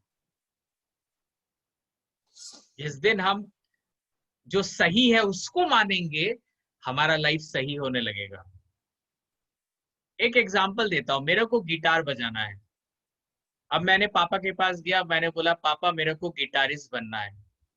पापा बोले ये सब बन के कोई फायदा नहीं है, और गिटार बजाते रहोगे, बाद में गिटार घर पे पड़ा रहेगा और तुम कभी बजा नहीं पाओगे, फिर बेच दोगे, OLX में बेच दोगे। तो गलत हुआ ना। एक पापा जो खुद गिटार नहीं बजाए, उनके पास मैं गया कि मैं गिटार बजाऊंगा, ये तो पापा थोड़ी ना मेरे को सही सलाह दे पाएंगे। जो गिटार बजाता है मुझे उनके पास जाना चाहिए था। लेकिन मुझे क्या, मुझे तो पता है कि भाई मेरे पापा को तो सब पता है, my father gives the best suggestion, इसीलिए मैं गिटार का सजेशन भी मेरे पापा से लेने गया। ऐसा थोड़ी ना होता है, गिटार का सजेशन मेरे को गिटार वाले से लेना पड़ेगा। गिटार का सजेशन मेरे को गिटारिस्ट से लेना पड़ेगा। आप लोग को समझ में आ रहा है मैं क्या बोल रहा हूँ? मेरे को सर दर्द हो रहा है, तो मेरे पापा ने बोला कि भाई तू ये टैबलेट खा ले। और सबरीन नाहर जो ऑलरेडी डॉक्टरी पढ़ रही है, वो बोली कि सर आप ये दवाई लो, ये सही है। अब मैं किसका मानूंगा भाई, डॉक्टर का मानूंगा कि मेरे फादर का मानूंगा? मैंने अपने फादर को कभी ना नहीं बोला। हाँ, अब मैं किसको मानूंगा? फादर का, अगर मैं फादर का सुनूंगा तो पता नहीं क्या होगा। अगर मैं सबरीन का सुनूंगा तो फादर बोलेंगे मैं तेरा बाप हूं, मेरे को नहीं सुना तुम। तो गाइस, सुनने के समय ना शक्ल मत देखना, रिलेशनशिप मत देखना, उसका उसका कास्ट मत देखना, उसका रिलीजियन मत देखना। देखना तो बस वो चीज जो बोला जा रहा है वो कितना सही है।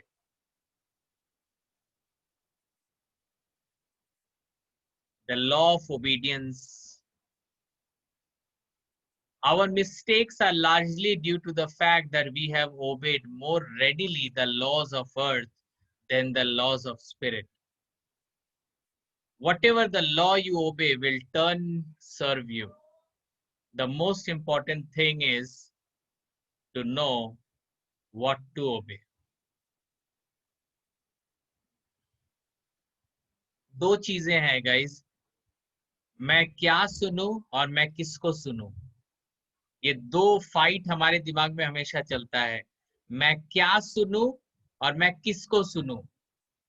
तो ऋषिता क्या इंपॉर्टेंट है, मैं क्या सुनूं को इंपॉर्टेंस दूं कि मैं किसको सुनूं की इंपॉर्टेंस दूं? मैं क्या सुनूं को इम्पोर्टेंस देना चाहिए। Absolutely right. कौन बोल रहा है वो इंपॉर्टेंट नहीं है, चाहे वो कितना भी प्यारा इंसान हो मेरे लाइफ का, क्या बोला जा रहा है वो इंपॉर्टेंट है। आज अगर मेरा दोस्त मुझे बोलता है ये कर, और मेरा दुश्मन अगर मुझे बोलता है ये कर, मैं दोस्त दुश्मन नहीं देखूंगा, पहले देखूंगा कि क्या करने बोल रहा है, वो कौन सा सही होगा मेरे लिए। लेकिन हम लोग क्या करते हैं, शक्ल देख के मानते हैं, रिलेशन देखते हो, माय गॉड वो मेरे पिताजी हैं उनको सुनना है, वो मेरे ताऊ जी हैं उनको सुनना है, अरे वो तो हिंदू है उसको सुनूंगा मैं। सुनने के समय इंसान, उसका कास्ट, उसका रिलीजियन, रिलेशनशिप नहीं देखना है, बस देखना है कि जो आपको बोला जा रहा है वो कितना सही है। आई बिलीव कि ये क्लियर है आपको। What to obey, not whom to obey. whom to obey में बिलीव नहीं करना है, व्हाट टू ओबे में बिलीव करना है, क्या सुनूं मैं। ये बहुत इंपॉर्टेंट है गाइस। आज भी बहुत लोग हैं जो गलत पे गलत डिसीजन ले रहे हैं, क्योंकि वो उन लोगों को सुन रहे हैं जिनको कुछ पता ही नहीं है।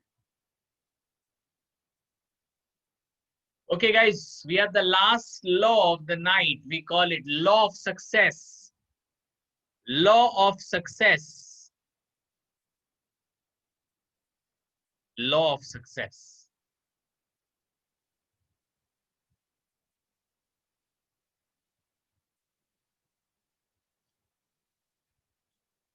Success is a progressive realization of a worthy ideal. Success and failure always come in back and forth. Hence, it is important to distinguish the difference between failure and failing.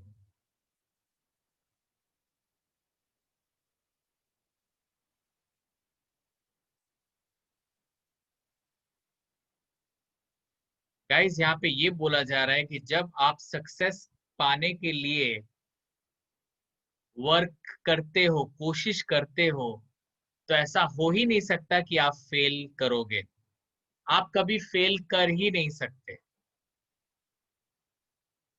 आप अगर सक्सेस के लिए अपने आप को तैयार कर रहे हो, अगर आपको लाइफ में इंग्लिश बोलना है, बहुत फर्राटेदार बोलना है, आप कभी फेल कर ही नहीं सकते।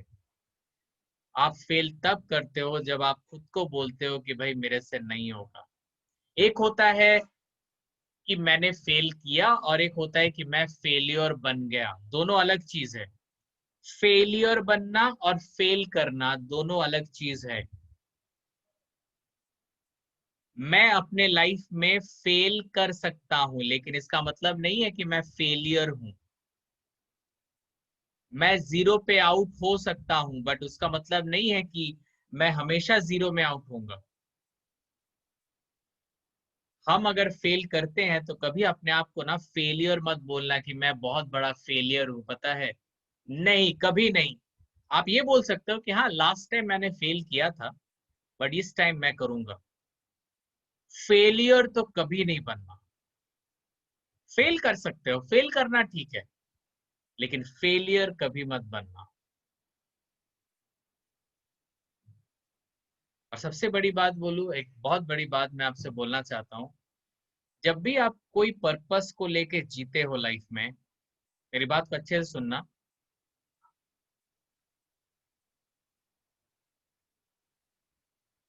जब भी आप अपने लाइफ में कोई पर्पस को लेके जीते हो कि मेरे को ये चीज करना है, तो ये अलग बात है कि अल्टीमेटली आपको वो मिलता है कि नहीं मिलता है, वो तो अलग बात है।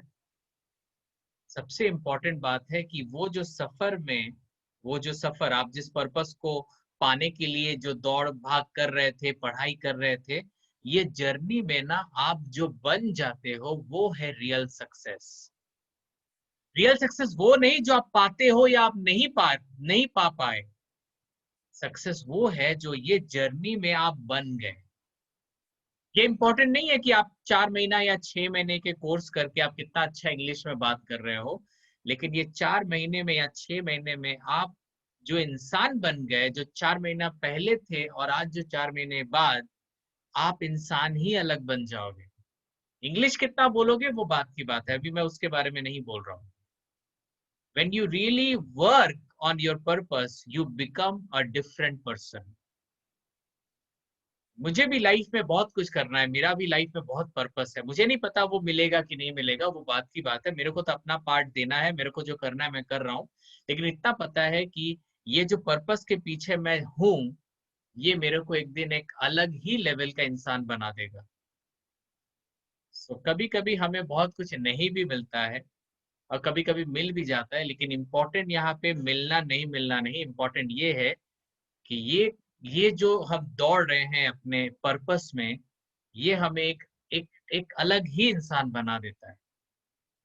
तो आप, इसका मतलब है कि जीत तो श्योर है। अगर आप अपने लाइफ में सक्सेस के लिए दौड़ रहे हो, चाहे वो इंग्लिश हो, पब्लिक स्पीकर हो, टीचर बनना हो या पैसा कमाना हो, जो भी आप कर रहे हो, आप आगे बढ़ रहे हो। आप आगे बढ़ रहे हो। आप वो इंसान नहीं रहोगे जो आप पहले थे। You will never be the same person. You will be a different person. English बोलोगे कि नहीं बोलोगे वो बात की बात है, लेकिन आप वो इंसान नहीं रहोगे जो आप 4 महीने या 6 महीने पहले थे। You will be a different person.